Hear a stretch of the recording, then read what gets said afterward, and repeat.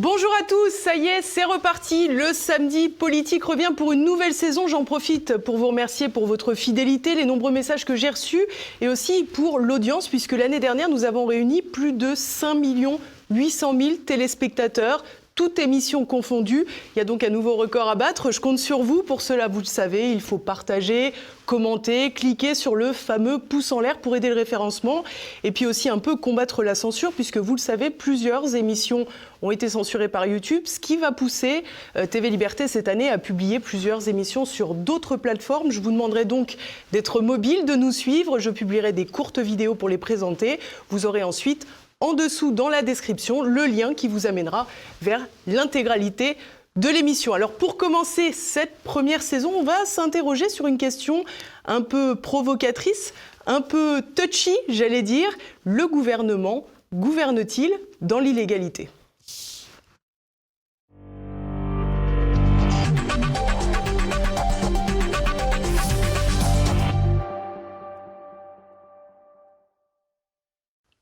Et avec moi pour cette première émission de l'année, Philippe Prigent. Bonjour Philippe. Bonjour. Merci beaucoup d'être avec nous. Alors vous êtes normalien, diplômé de l'IEP de Paris, avocat au barreau de Paris également. Vous êtes aussi lauréat de la conférence du stage des avocats au Conseil d'État et à la Cour de cassation, promotion 2018-2019.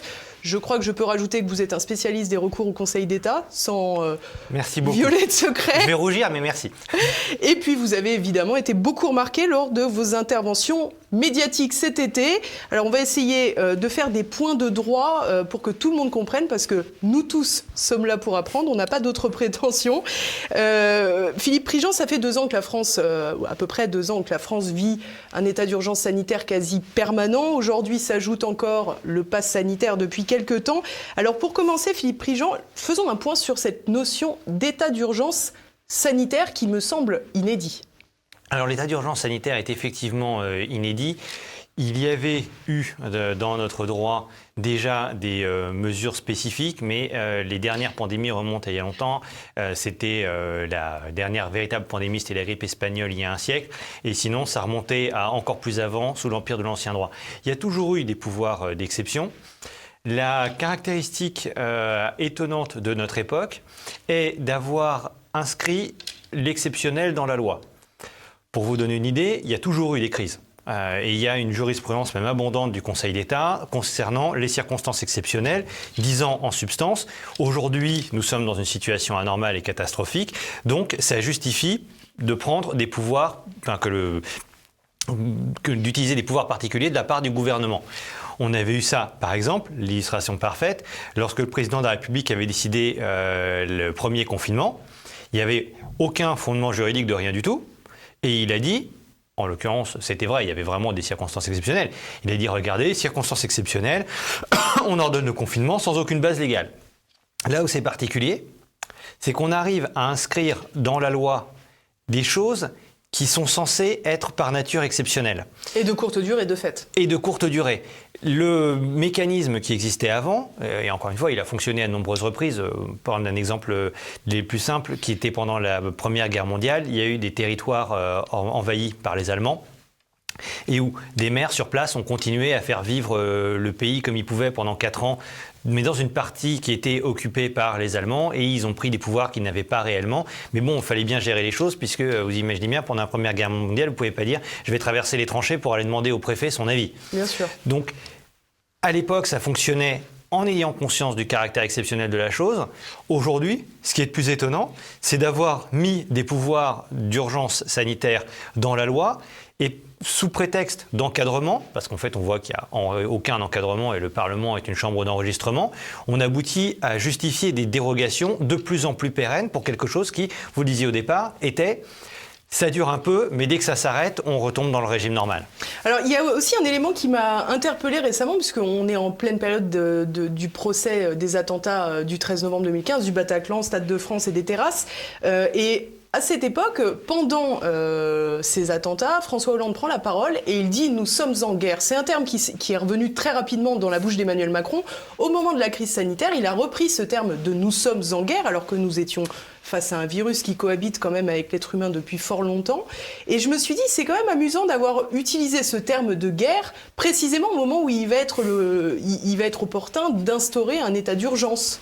Alors, ça consiste, du point de vue rhétorique, à jouer sur un des ressorts probablement les plus forts dans ce pays. Quand on regarde l'histoire de la France depuis 1500 ans, nous sommes un pays qui a subi de nombreuses crises, qui a subi de nombreuses guerres. La France était appelée encore récemment la Grande Nation. Et il y a un réflexe dans la population ancien que j'appellerais le réflexe Verdun. Lorsque vous dites aux gens « nous sommes en guerre », non mais ça leur parle. Même moi, je dois avouer, la première fois que j'ai entendu le président de la République, je me suis dit « ça fait 2 mois qu'il aurait dû réagir, visiblement il est sous narcoleptique ». Néanmoins, ça parle aux gens.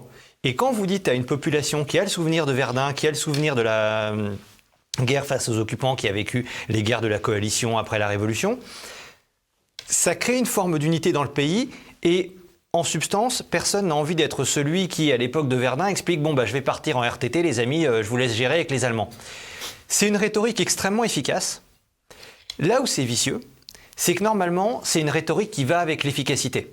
C'est-à-dire que on dit nous sommes en guerre, mais à ce moment-là, quand on est Clémenceau et qu'on obtient les résultats de Clémenceau, on se dit bon ça va. Ouais, vous êtes Bonaparte, même chose quoi. Nous sommes en guerre, mais bon ça donne Austerlitz.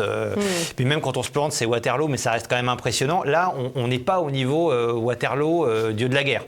On est plutôt au niveau nous sommes en guerre, une rhétorique qui crée de l'unité dans le pays, qui permet en plus, parce que c'est à ça que ça sert, d'expliquer que tous ceux qui sont en désaccord avec le chef sont des traîtres.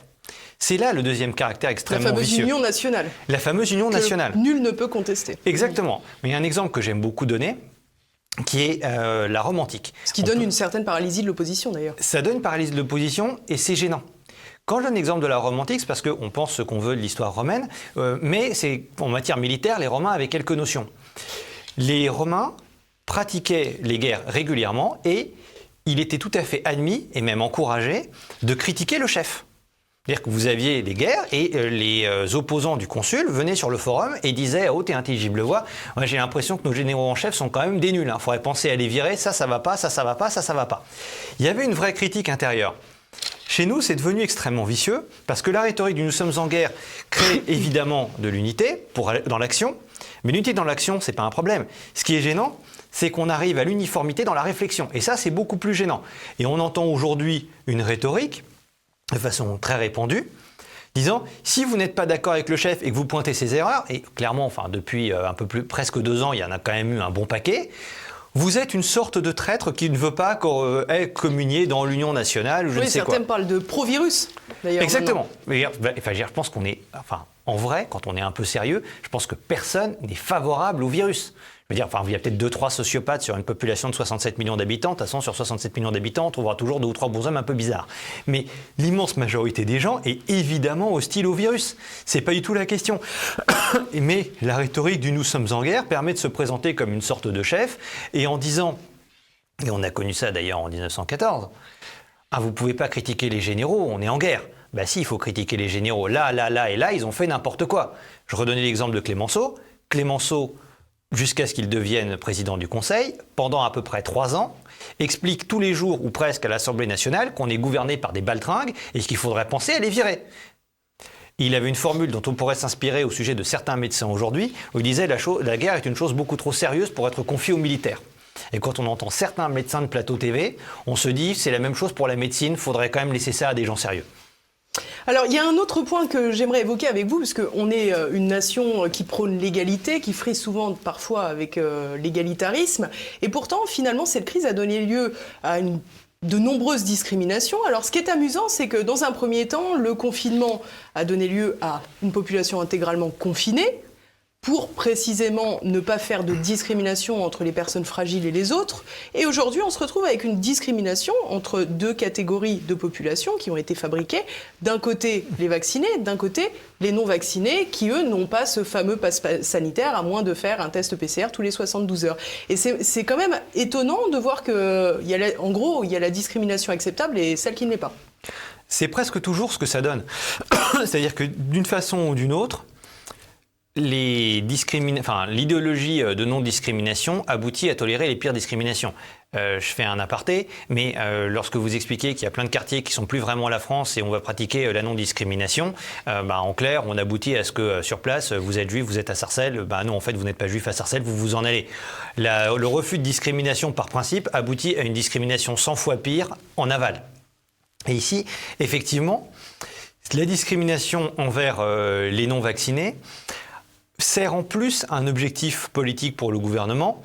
C'est vieux comme le monde, c'est le bouc émissaire. Parce que ça permet de dire, regardez, c'est un tel qui n'est pas vacciné qui fait qu'on est dans cette situation-là. C'est pas... Je crois qu'il y a le nouveau Premier ministre israélien, Naftali. Ça, c'est un côté propagande de guerre d'ailleurs. Il manque plus que les caricatures. Alors, c'est un côté propagande de guerre et c'est franchement très efficace. Lorsque vous êtes un mauvais chef, vous avez deux possibilités. La première, c'est que vous essayez de monter en compétence ou vous acceptez de laisser des gens compétents prendre la place. Bon, ça, je crois qu'avec Olivier Véran, c'est assez exclu. Enfin, Véran, Macron, Castex et tous les autres stagiaires. Soit vous essayez de trouver un bouc émissaire pour dire c'est de sa faute, c'est à cause de lui que ça ne va pas, quitte à propager des fantasmes anti-vax complètement invraisemblables du type non mais vous comprenez, si on est vacciné, on n'est pas du tout protégé contre le virus si jamais on est contaminé. C'est à ça que sert la vaccination pourtant. Oui, non, mais peu importe. Il faut trouver pour le gouvernement des boucs émissaires parce que comme ils sont nuls, et au fond ils le savent, ils se rendent bien compte qu'ils n'ont pas de niveau, confusément, mais je pense que quelqu'un comme Macron ou Castex sentent bien qu'ils sont complètement paumés. Donc, la discrimination et la désignation d'un bouc émissaire permet d'avoir des gens... C'est un dérivatif. Exactement, c'est un dérivatif et on va arriver probablement à une forme de colère populaire, un peu comme... Mais dans les autres époques de pandémie, en 1918, on était un peu plus réfléchi qu'aujourd'hui. Je pense qu'on a sensiblement régressé. On va arriver à la même époque que pendant les pestes. Et on va dire c'est à cause de cette catégorie de population que nous sommes exposés à la peste. Mais du coup, on assiste finalement à une forme de discrimination d'État. Est-ce qu'elle est légale ? Alors, ça pose un énorme problème. Ça pose un énorme problème parce que pour que la discrimination soit justifiée, il faut respecter un ensemble de règles. Pour tous ceux qui nous écoutent, qui ont eu des enfants, ils le voient, et puis sinon ils peuvent se souvenir de l'époque où ils étaient enfants, et où on leur disait, pour pouvoir sortir, il faut, vous allez voir votre père par exemple, il dit, est-ce que j'ai le droit de sortir ? Vous dit, bah oui, si ta mère est d'accord. Donc il faut avoir l'accord de la mère aussi. Et moi, très vite, on comprend que si maman n'est pas d'accord, on n'a pas le droit de sortir aussi. Moi, j'ai compris que j'avais plus le droit de faire ça vers 6 ans. J'ai essayé avant, mais après, ça ne marchait plus. Le droit français fonctionne sur la même logique, avec, il faut respecter la Constitution, et il faut respecter la CEDH. Et derrière, dans la mise en œuvre, pour les décrets d'application, il faut que ce soit proportionné selon le Conseil d'État. Donc, bon, c'est très moderne, on a un couple à 3 personnes, il faut obtenir l'autorisation de 3 personnes. On a eu potentiellement une validation du Conseil constitutionnel, validation qui est quand même frauduleuse. Quand je dis frauduleuse, c'est pas au sens les gens doivent aller en prison, c'est au sens... Castex et les députés qui ont fait un parlementaire qui ont saisi le Conseil constitutionnel voulaient faire valider le texte. C'est un secret pour personne que Castex ne voulait pas se prendre une censure totale par le Conseil constitutionnel qui aurait dit mon petit Jeannot, il faut revoir ta copie. Donc ils ont fait un pseudo-recours en instrumentalisant le Conseil constitutionnel pour avoir une pseudo-validation. Seulement, ça ne règle pas les 2 autres problèmes. Le premier problème, c'est que va dire la CEDH ? Et là, avoir eu la validation du Conseil constitutionnel, c'est l'équivalent de papa qui dit bah, tu peux si ta mère est d'accord. Alors on attend toujours l'avis de maman. Or, et pourtant elle est appliquée là, le texte est appliqué aujourd'hui. Le texte est appliqué et alors il y a 2 problèmes. Il y a un problème de précipitation et il y a un problème d'incompétence. Le problème de la précipitation, c'est que les décisions sont prises au dernier moment depuis Ça on l'a vu souvent d'ailleurs avec des décrets qui paraissaient le jour même. Exactement, de même en les vigueur. confinements étaient décidés au dernier moment parce que les bonshommes se retrouvaient dans la situation du mauvais conducteur. C'est lorsqu'ils se retrouvent face au mur qu'ils se disent tiens, il faudrait peut-être que j'arrête. Si vous êtes un bon conducteur, vous êtes à 50 mètres, vous vous dites il faudrait peut-être que je mette le pied sur la pédale de frein, quitte à décélérer au dernier moment. Donc ils prennent des décisions au dernier moment, et en plus, ça c'est l'aspect précipitation, et l'aspect incompétence chantage, ça va un peu entre les deux, c'est de se dire, et c'est là que vous avez raison sur le texte, c'est déjà appliqué, en fait on va faire peur aux gens, et si jamais c'est illégal, on aura quand même obtenu qu'ils se fassent injecter, et le temps que les recours soient mis en œuvre devant la Cour européenne des droits de l'homme, parce que ça prend des années, c'est normal, c'est la procédure qui veut ça, Le temps que tout ça soit contesté et censuré par la Cour de Strasbourg, On sera passé 3 ans se sont écoulés, on aura pu injecter tout le monde. De sorte que le gouvernement se dit, au vu de l'arrêt Wawrinka, qui est la position de principe de la CEDH, c'est un arrêt du 8 avril dernier, grande chambre, la CEDH l'a publié en disant c'est notre arrêt de principe. Ils ont mis en place une sorte de question-réponse qui est très bien fait sur Internet pour vraiment dire c'est ça la règle. Le gouvernement a dû finir par voir l'arrêt, bon, probablement parce qu'il y a des gens qui ont fait des recours en leur disant attendez, il y a cet arrêt là-dedans, donc ils le voient. Ils l'ont peut-être pas vu avant, hein. Ça m'étonnerait pas vu le niveau général des juristes du gouvernement. Et là, ils se disent, c'est potentiellement illégal, mais c'est pas grave, on passe en force. On va délibérément... Et on joue la montre. Et on joue la montre. C'est un comportement qui est compréhensible de la part d'une partie. Pour être tout à fait honnête, il m'est arrivé avec des clients de leur dire, là, ce qu'on fait n'est pas très propre, mais on va jouer la procédure, on va jouer la montre et on va obtenir une transaction avec l'adversaire. Quand vous êtes une partie privée, c'est pas grave, vous êtes juste en train de défendre vos intérêts et puis les gens se disputent entre eux. Ça devient choquant lorsque l'État lui-même, enfin l'exécutif lui-même se dit je vais violer le droit applicable, mais profiter d'une astuce de procédure. Ça, c'est choquant. Et il y a un dernier élément concernant la légalité qui donne lieu à des recours devant le Conseil d'État. Parce que la loi prévoit, et le Conseil constitutionnel l'a rappelé, on peut imposer un pass sanitaire uniquement lorsqu'il est proportionné et nécessaire.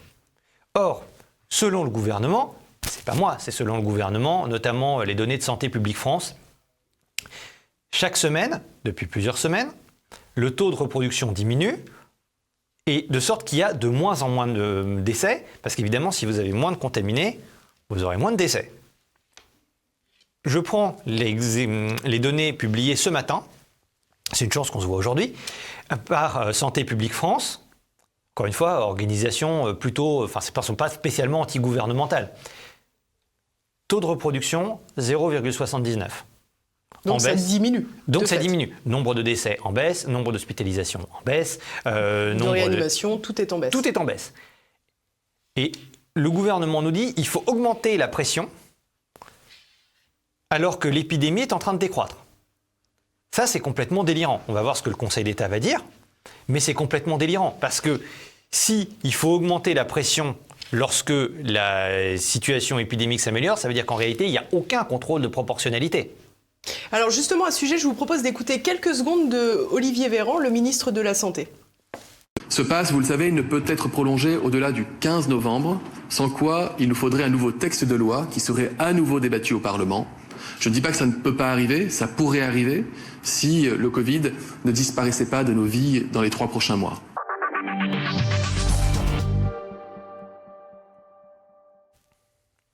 Si le virus ne disparaissait pas de nos vies dans les 3 prochains mois. Alors là, on a l'impression que c'est quand même open bar pour parler clairement. Ça l'est, et alors en plus, sous la Ve République, mais alors plus particulièrement avec ce Parlement-là, enfin, demander leur avis aux parlementaires, c'est une formalité. Oui. Enfin, il y a un député de la majorité qui avait dit, alors sur un autre sujet, mais mesdames et messieurs du gouvernement, nous vous soutenons, quoi que vous décidiez, le groupe sera avec vous.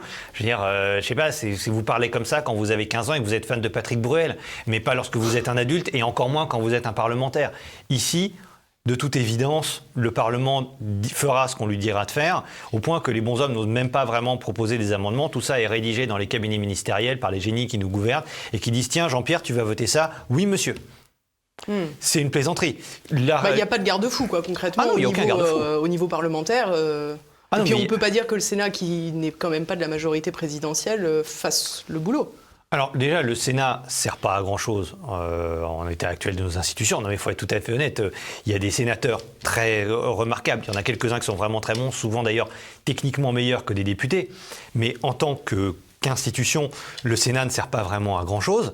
Et en plus, le Sénat est tenu largement par un groupe droite, centre-droit, qui est l'électorat qui est le parti des Républicains. Donc c'est un parti qui est essentiellement le parti des retraités. Donc évidemment, quand vous avez demandé au Sénat qu'est-ce qu'il faut faire, ils vous disent qu'il faut faire des choses en faveur des retraités. C'est leur électorat, et donc pour les retraités, le pass sanitaire, oui, c'est eux qui sont exposés à la maladie, c'est eux qui ne vont pas vraiment souffrir du pass sanitaire, et c'est pas eux qui vont subir les conséquences économiques. Donc le Sénat sera de toute façon pour. Alors, on a parlé tout à l'heure du fait que le gouvernement pouvait avoir envie de gagner du temps, de jouer la montre, encore une fois, parce que pendant ce temps-là, la vaccination avance. Pour autant, je l'ai vu dans une autre de vos interviews, vous expliquez qu'à aucun moment, cette loi devait permettre d'être un moyen détourné, finalement, pour pousser les Français à la vaccination. Le pass sanitaire était une chose, mais en aucun cas, ce ne devait constituer, une manière de tordre le bras des Français pour qu'ils aillent à la piqûre. Et pour autant, je vous propose d'écouter quelques secondes, là encore, de Jean-Baptiste Djebbari, le ministre des Transports. La philosophie, c'est de pouvoir continuer à concilier les déplacements dans les vacances, et ils sont nombreux. On avait encore 750 000 voyageurs pour la SNCF ce week-end, et à inciter à la vaccination.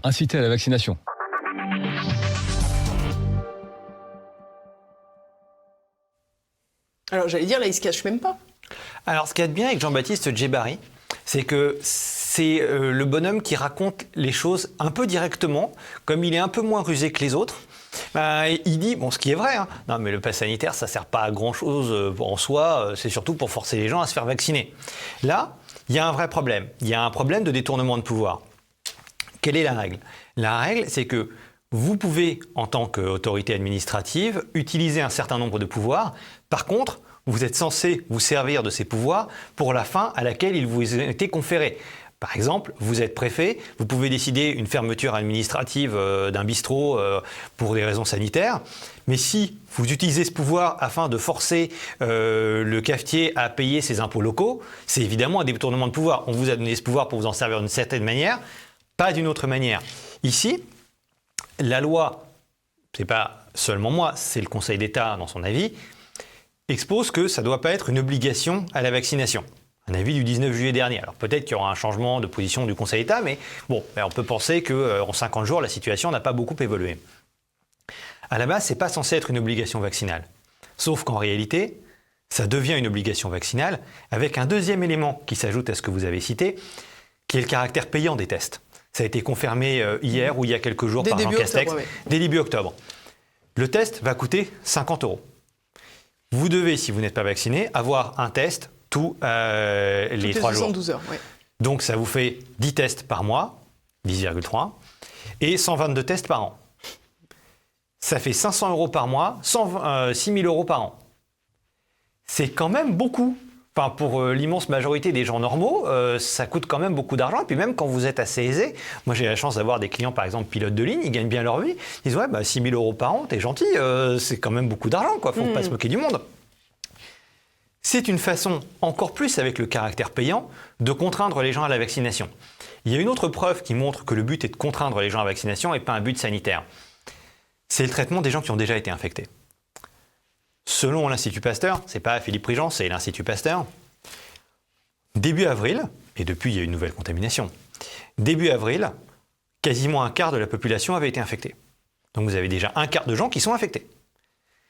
Ils ont subi quelque chose d'au moins aussi efficace que la vaccination. Qu'est-ce que la vaccination ? C'est une façon d'essayer de simuler une agression du système immunitaire ou avec les vaccins ARN, quelque chose qui y ressemble, c'est pas exactement la même chose. L'idée c'est de dire, on va provoquer dans l'organisme un résultat qu'on espère aussi bon que avoir été infecté à l'ancienne, votre système immunitaire a résisté.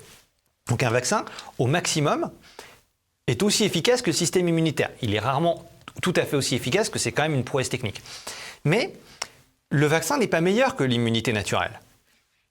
Par conséquent, comme il y a eu de nouvelles contaminations depuis début avril, évidemment, ça veut dire qu'aujourd'hui, il y a plus d'un quart de la population qui devrait bénéficier de l'immunité qui a l'immunité naturelle et donc ne devrait pas avoir besoin d'avoir recours à la vaccination. Et un quart, c'est pas rien. Enfin, on est quand même en train de parler de 67 millions d'habitants.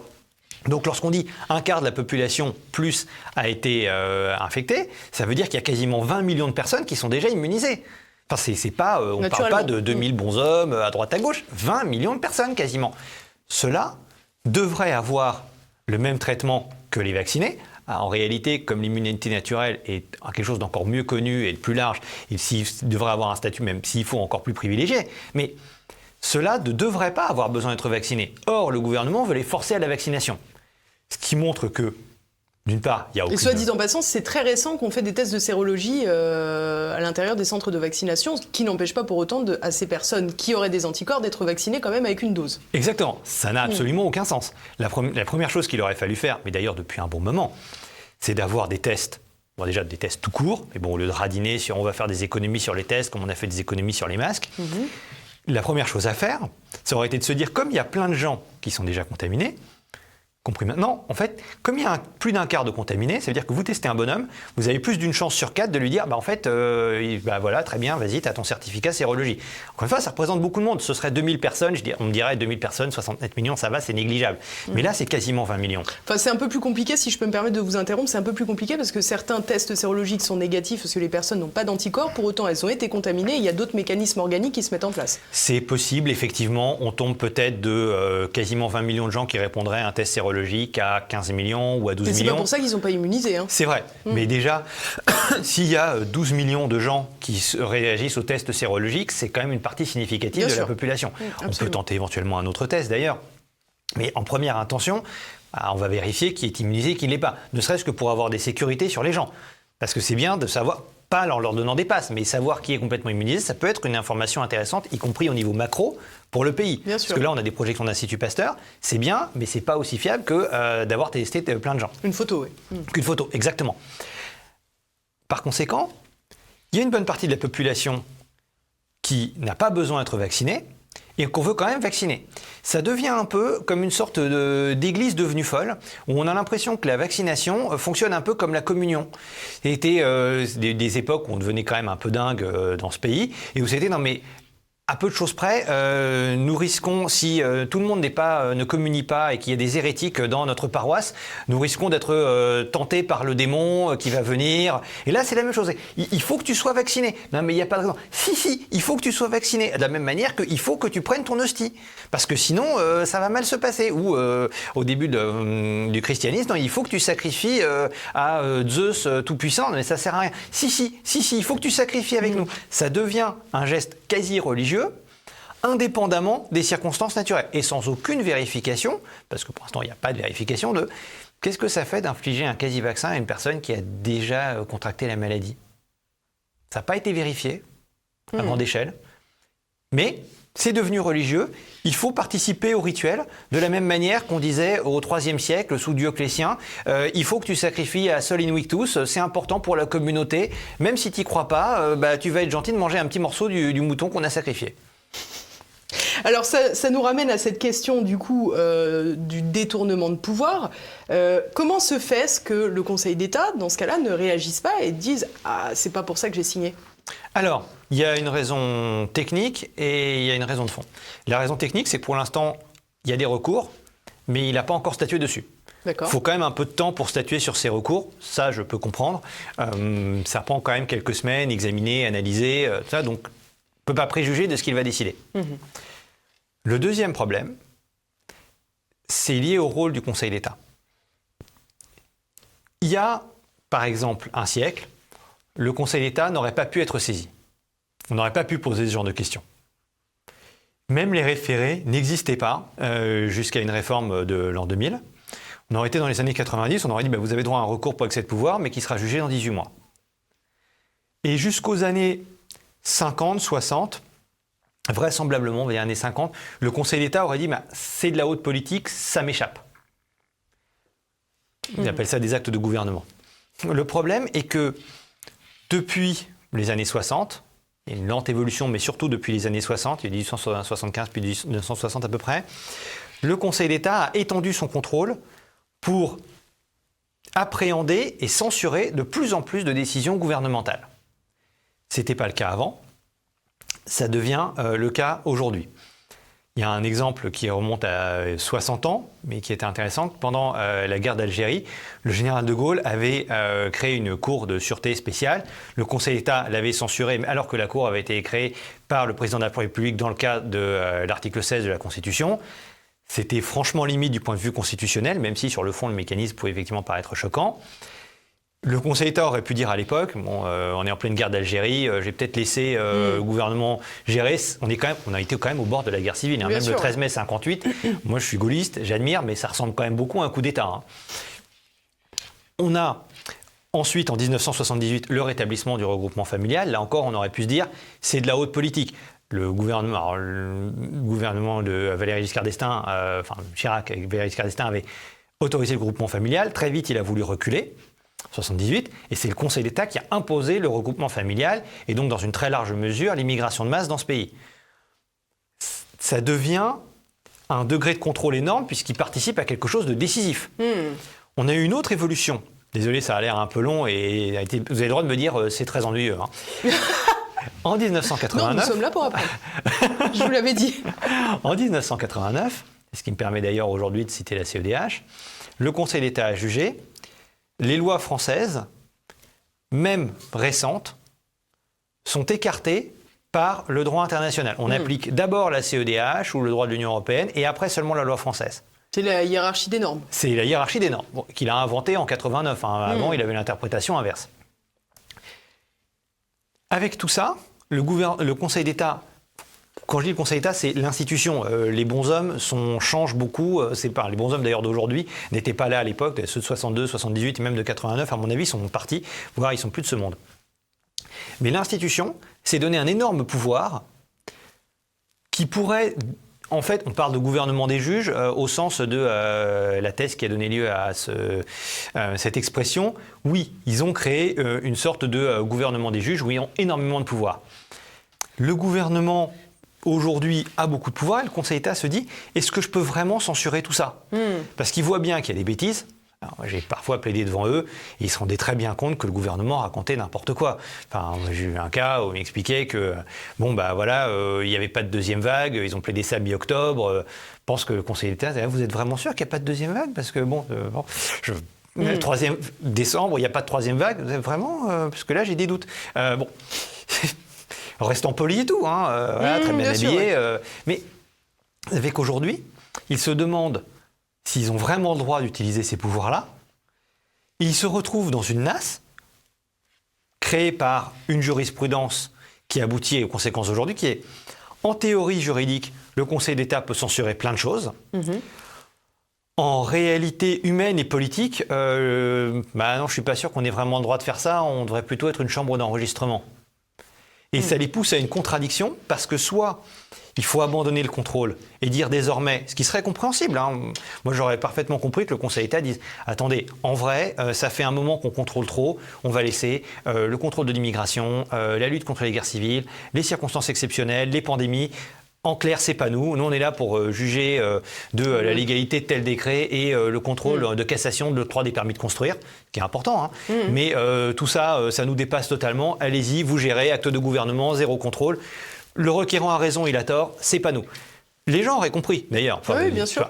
Sauf que là, ils sont pris dans une nasse théorique qui les oblige à justifier ce que dit le gouvernement, parce que comme ils n'abandonnent pas le contrôle, il faut accepter des arguments de moins en moins crédibles pour justifier des mesures qui, en soi, portent de plus en plus atteinte aux libertés. Et ça conduit, ce qui est gênant, à transformer la juridiction suprême en une sorte de quasi-avocat du gouvernement, qui en plus est conscient, comme assez souvent les avocats, que le client raconte un peu n'importe quoi, mais que bon, quand même, il faut essayer de lui donner raison. Alors, on va en terminer avec le Conseil d'État, si vous voulez bien. On va passer au Conseil constitutionnel, qui lui aussi a eu un rôle, puisque tout le monde était un peu suspendu à cette décision en pensant que peut-être il y aurait un réveil de Laurent Fabius, c'est le cas de le dire. Avant même de parler de cette décision du Conseil constitutionnel, est-ce qu'on ne peut pas considérer, sur le plan du droit, que ça pose tout de même un problème de voir une institution qui est présidée par un certain Laurent Fabius statuer sur des décisions d'un gouvernement dont le cabinet de conseil qui est adossé s'appelle McKinsey et est présidé en France par le fils de Fabius, à savoir Victor Fabius. Alors, si on va dans la recherche d'impartialité, faut aller beaucoup plus loin que Laurent Fabius. Parce que Laurent Fabius, effectivement, il est le père de Victor Fabius, mais il a quand même une petite carrière politique dans sa vie, un petit peu. Oui. Voilà, on a vaguement entendu parler de lui, il a été plus ou moins ministre, enfin tout ça. C'est quelqu'un qui est très politisé et qui avait, dans les années 80, à peu près la ligne politique d'Emmanuel Macron aujourd'hui. Après, il y a eu un changement en 2005, mais pendant longtemps, il a été une sorte de rocarbis, socialisme libéral, pro-européen, enfin bon. Et c'est pas le seul. pratiquement tous les autres membres du Conseil constitutionnel ont des opinions politiques et ont eu un engagement politique extrêmement marqué. Enfin, Alain Juppé, par exemple, là encore, un bonhomme dont on a un peu entendu parler, petite vie politique. Voilà. Ça veut dire que le problème d'impartialité est beaucoup plus large que le problème de conflit d'intérêts. Exactement. Je pense que Laurent Fabius, oui, il s'intéresse sans doute à ce que fait son fils, mais expliquer que son fils a dit n'importe quoi ou que le fils n'était pas en plus sur les aspects juridiques de stratégie vaccinale, ça, je ne pense pas que ce soit spécialement un problème. Le problème... pour l'image que ça donne, c'est un problème. Oui, ça donne un problème d'image, mais quand vous allez au Conseil constitutionnel et vous regardez les 9, vous vous dites il n'y a pas que Laurent Fabius dont on puisse douter de l'impartialité. Moi, quand vous prenez Alain Juppé, je n'ai pas l'impression qu'il soit totalement impartial entre Emmanuel Macron et Marine Le Pen. Je me trompe peut-être, mais j'ai l'impression qu'il a des préférences. On ne va pas sauter aux conclusions. Il y en a d'autres qui ont été anciens ministres, évidemment. Et puis ceux qui n'ont pas été anciens ministres ont des engagements politiques bien connus. Ils ont tous des opinions très marquées. Il y a un vrai problème de compétences. Oui. Mais parce que, en plus, pour la grande majorité d'entre eux, ce ne sont pas des juristes. Quelqu'un comme Laurent Fabius, en l'occurrence, ce n'est pas du tout un reproche, mais il était au Conseil d'État lorsqu'il avait 25-30 ans, quelque chose comme ça. Puis après, il a fait de la politique toute sa vie. Ce n'est pas un juriste. Vous prenez Alain Juppé, c'est un inspecteur des finances. Alors bon, il se trouve que même pour gérer les finances, il est nul, mais à la base, c'est une sorte de comptable. Donc on va dire à un type, tiens, il est comptable, on va lui demander l'avis sur le droit constitutionnel. Vous avez, vous, un litige important en droit pour quelque chose qui vient vous voir, vous n'allez pas appeler votre comptable quand même. La même chose. Alors j'aimerais qu'on voit un dernier point, Philippe Prigent, c'est la question de ces plaintes de citoyens contre l'exécutif. On a beaucoup parlé de cette Cour de justice de la République. On sait qu'à l'heure où nous enregistrons, parce que nous enregistrons le vendredi pour une diffusion le samedi, on le dit en toute transparence, n'est-ce pas, Agnès Buzyn est entendue par la Cour de justice de la République. Elle pourrait être mise en examen à l'issue de cela. On n'aura pas la réponse avant la fin de cette émission. Que faut-il attendre de telles procédures? Est-ce qu'il y a quelque chose à en attendre précisément? Et puis, oui, c'est ça. Est-ce que les citoyens peuvent s'attendre à quelque chose de positif, d'un débouché positif? Oui, et ça dépendra d'eux. Des citoyens? Oui. Et la Cour de justice de la République, c'est pas une juridiction normale, c'est une juridiction qui est largement composée de parlementaires. Ça veut dire, contrairement à d'autres juges, que les citoyens ont leur mot à dire sur la composition de la juridiction. Aucun citoyen, même par son vote, n'a de mot à dire sur la composition de la Cour de cassation ou du tribunal correctionnel de Brest. Ou du Conseil d'État ou du Conseil d'État ou du Conseil constitutionnel. Ouais. Alors, tous les bons hommes sont là, ils sont élus par des... Conseil constitutionnel un peu indirectement en choisissant le président de la République et en votant pour les démers. Et, oui, c'est indirect. Mais le Conseil d'État, par exemple, pas trop de contrôle. Et alors la Cour de cassation, aucun. Dans les juridictions judiciaires normales, aucun. Même les jurés sont tirés au sort, par exemple. Ce qui a des avantages, mais il n'y a aucun contrôle citoyen sur qui va être juré. La Cour de justice de la République dépend en réalité de pour qui les gens votent aux élections. Si les Français portent au pouvoir une majorité parlementaire favorable à l'exécutif actuel, en réalité, c'est une forme d'absolution. Je pense qu'on se doute tous que si on réélit les amis d'Agnès Buzyn en considérant l'an prochain, non, franchement, Macron, c'est un cadre. Je veux dire, il n'y a pas eu beaucoup de morts, il n'y a pas eu de crise économique, on a bien respecté les libertés individuelles, on sent qu'on est gouverné par un génie. Il y aura absolution, mais c'est une forme d'absolution par la volonté populaire. Les gens se seront dit, Emmanuel Macron, c'est vraiment une star, donc on va lui reconfier le pouvoir. À l'inverse, si les gens ont des doutes sur le talent de leur dirigeant actuel, après tout, on a le droit d'être sceptique, moi je suis plus que sceptique, ils peuvent se dire, on va voter pour quelqu'un d'autre parce que l'équipe actuelle, c'est pas possible. Et là, certes indirectement, mais par leur vote, les citoyens décideront à la majorité, soit que les procédures doivent s'arrêter, soit que les procédures doivent continuer. Et si les procédures continuent, là, il y a quelque chose à en attendre.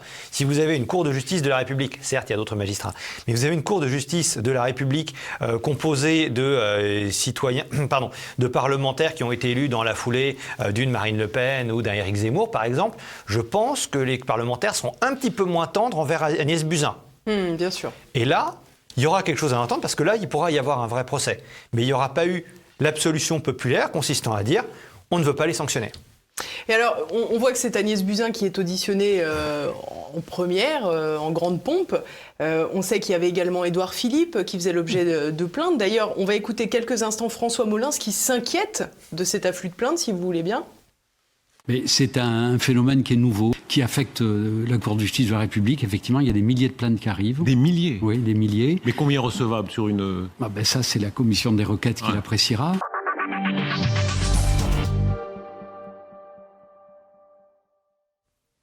On a le sentiment qu'ils ne sont pas très à l'aise, en tous les cas, avec le fait que les citoyens puissent traduire potentiellement les élus, les gouvernants en justice tout de même. C'est possible. Alors, moi, j'ai tendance à considérer que... je ne le connais pas personnellement, mais j'ai déjà vu parfois François Molins, il a quand même un petit côté poker face, quoi.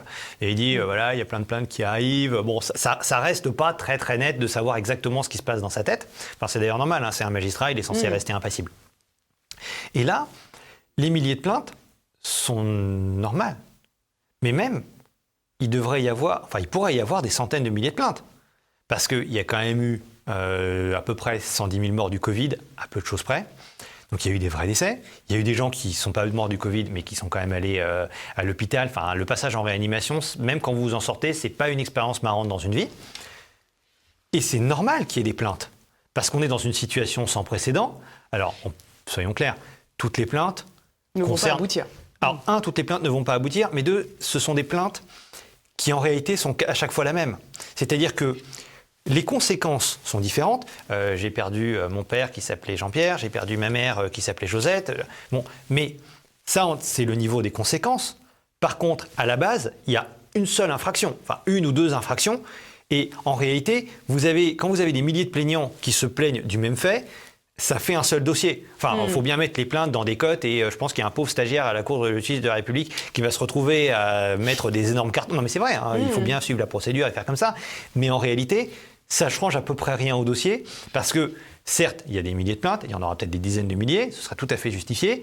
Néanmoins, elles vont toutes à peu près dire la même chose et dénoncer à peu près les mêmes faits délictueux. Il n'y a pas eu 100 000 faits délictueux distincts, déjà parce que même quand vous êtes un gros mauvais comme Édouard Philippe, vous ne pouvez pas commettre autant de boulettes en un temps aussi bref. C'est une boulette de base avec d'énormes conséquences. Enfin, je dis boulette parce que mon présomption d'innocence m'interdit de dire c'est une infraction. Et là, en réalité, on va enquêter sur peut-être une demi-douzaine de faits graves pour dire, regardez, là, y a-t-il eu mise en danger de la vie d'autrui? Là, y a-t-il eu non-intervention pour empêcher un sinistre. Non-intervention pour empêcher un sinistre. Y a-t-il eu, c'est peut-être la qualification la plus grave, sabotage dans la péremption des stocks de masques? Parce que ça, c'est une qualification criminelle. C'est quand même 15 ans de réclusion, hein, si on applique vraiment la règle. Et ensuite, il y a le deuxième effet qui se coule, qui est les conséquences. Et c'est là que les plaintes ont un effet important. Pourquoi? En matière pénale, il y a deux procès. Il y a le premier procès stricto sensu pénal, c'est, va-t-on infliger une amende à ce monsieur pour le punir de sa malfaisance? Mais l'amende, ou la peine de prison, peut être faible. Et puis en plus, pour plein de raisons dans ce pays, si vous n'avez pas fait une demande express, vous n'allez jamais en prison.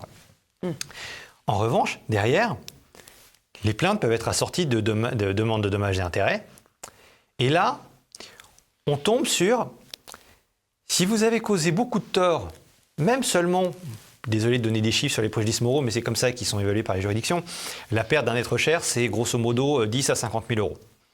Désolé, c'est fait ignoble de raconter ça, mais c'est à peu près ça. Si vous avez, en tant que Premier ministre, causé la perte d'un être cher à 10 000 familles. 10 000 familles, à raison de 10 000 euros par personne. Ding dong.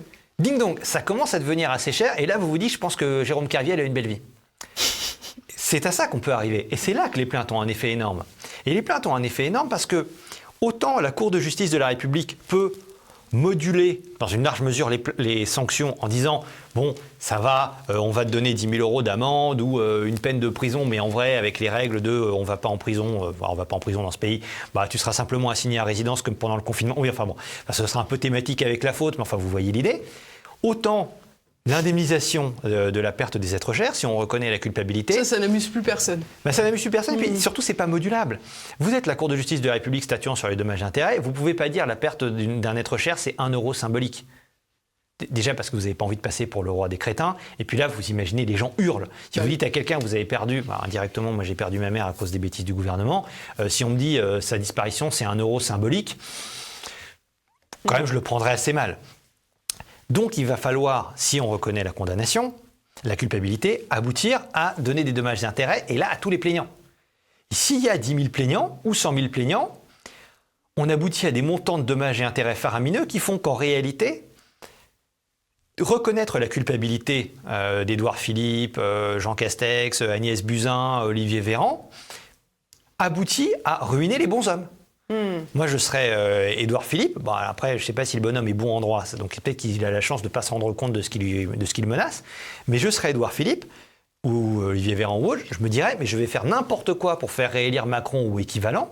Pour avoir 5 ans de répit de plus. Alors, au moins. oui, ou surtout pour être jugé par une cour de justice qui va dire que je ne suis pas coupable. Parce que si les bons hommes disent que je suis coupable, j'aurais peut-être une petite peine d'assignation à résidence ou une amende. Et puis bon, ça va, je veux dire, il a été avocat, je crois, à un moment, de façon un peu bizarre, il est au Conseil d'État, dans l'administration, il devient avocat, enfin bon, on ne fait pas du tout conflit d'intérêt.